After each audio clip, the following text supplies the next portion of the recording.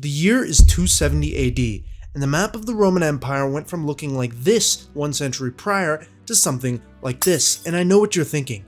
How the hell is this possible? Well, the time of great admirable emperors had passed, and we had arrived in an era of emperors dying literally every 5 minutes. I'm not joking, look at this Wikipedia page. This era was known as the crisis of the 3rd century, an era where everything started to go bad, and I mean nearly everything. We have some of the worst plagues, Roman emperors trying to pretend that the currency was completely fine after subsequently removing all of the gold. Hey, that sounds familiar. Enemies on the border of the empire coming stronger and stronger. This guy named Caracalla decided to become Roman Oprah and gave citizenship to everyone in the borders, completely removing the incentive for non-citizens to join the army. Civil wars, peasant rebellions, these guys called Praetorians killing even more emperors.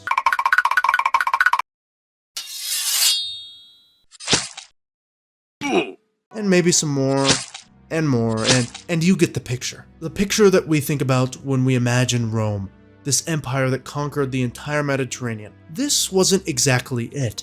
And this all culminated around the year 260 when Roman Emperor Valerian invaded and captured the entire Sassanid Empire and became the most...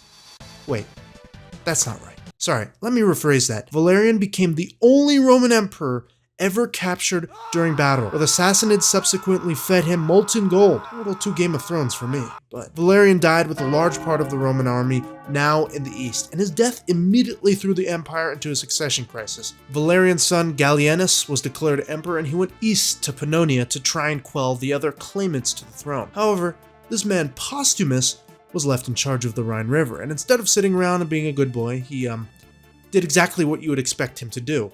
And along with his armies, he declared independence, and this territory became known as the Gallic Empire. That's no good, right? Well, it gets even worse. After Valerian was killed, a guy named Odenathus was declared king of the city of Palmyra, but he generally stayed loyal to Gallienus. He even fought and won against the Sassanids on several occasions, basically saving the eastern part of the empire, and then he was killed. So his son takes over, but he was a little too young, so rather, his wife Zenobia became regent. Now, a couple years passed, and Emperor Gallienus would also die. And so would Postumus of the Gallic Empire, and then Claudius II would take power over the Roman Empire.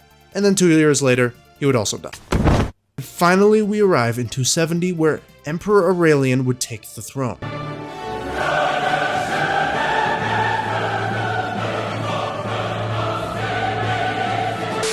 However, remember her, Zenobia, from like 20 seconds ago? She would declare her son Roman Emperor. This guy as Roman Emperor?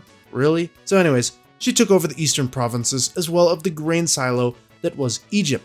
So to put it lightly, Emperor Aurelian was in a bit of a pickle. He was surrounded on 2 sides by breakaway empires, economic collapse was decimating the empire from within, and as per usual, the damn Germanic tribes were invading from the north. Damn bastards always invading. But as you will soon find out, this was Emperor Aurelian, the man who believed in a damn sun god, not your average Roman emperor. So here we go. Aurelian began in 270 by going to war against the Germanic tribes invading northern Italy and the Po Valley. He then went back to Rome to do a little building, and built the massive and aptly named Aurelian Walls, which still exist in pretty good shape today. So after playing Minecraft for a bit, Aurelian decided to push east to first defeat yet again some Germanic tribes that were invading across the Danube, specifically the Goths, the same Goths that certainly wouldn't become a problem for the Romans at any point later in history. Aurelian decimated the Goths completely and killed their king Canabautus, also known as King Not About This, okay? After defeating the Germanics, Aurelian made a strategic decision to abandon Dacia north of the Danube, because it was simply too costly and not worth the pain. Now that the barbarians were dealt with, Aurelian decided to turn his attention towards the east and the breakaway Palmyran Empire. Now, if you were anyone named Zenobia, you were probably freaking out a bit, realizing that your son is nothing in the face of the absolute specimen named Aurelian. He pushed through Anatolia, and instead of decimating the cities he conquered, he was merciful, and this largely paid off. Many cities surrendered without fearing destruction, and within 6 months, Aurelian had made it to the capital of Palmyra, sparing much of the city, but capturing it nonetheless.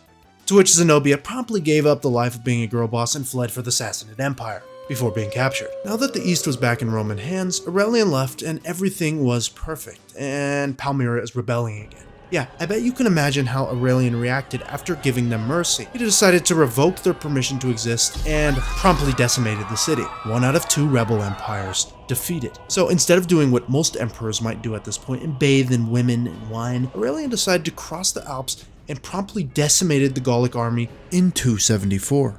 And captured Tetricus I, who, by the way, wasn't really all that interested in fighting and may have just orchestrated this entire battle so that his surrender would look less cowardly. Way to kill all your men for your own sake. You're surrendering? Yep. But the battle's still going on. Yep. Alright then. Anyways, the map now looked like this again. Before long, Aurelian would be parading Zenobia and Tetricus through the streets of Rome, and Aurelian himself would be declared Restitutor Orbis.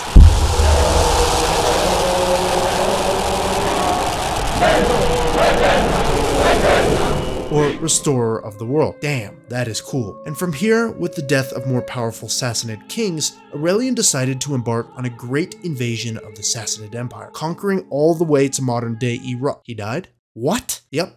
Killed right before reaching Anatolia by none other than the damn Praetorian Guards.